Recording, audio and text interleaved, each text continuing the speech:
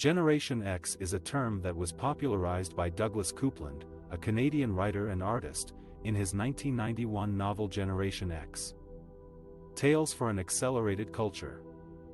The novel is a framed narrative, in which a group of young adults in their late 20s and early 30s, who are disillusioned with the consumerism and conformity of their society, share stories about themselves and their fantasies of a different life. The novel captures the mood and mindset of a generation that came of age in the late 1980s and early 1990s, facing an uncertain future in a rapidly changing world. Coupland's novel was not the first to use the term Generation X, which had been coined by various sociologists and journalists in the previous decades to describe the post-baby boom cohort. However, Coupland's novel gave the term a new meaning and resonance, as he portrayed Generation X as a distinct group that rejected the values and expectations of their parents' generation, the baby boomers.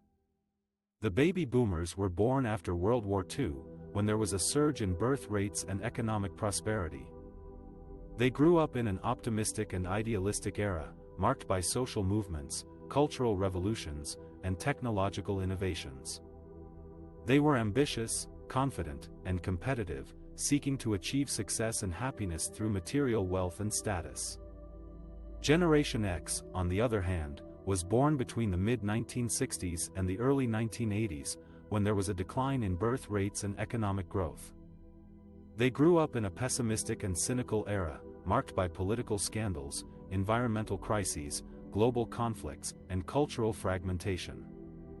They were skeptical, disillusioned, and alienated, seeking to find meaning and identity through personal expression and creativity.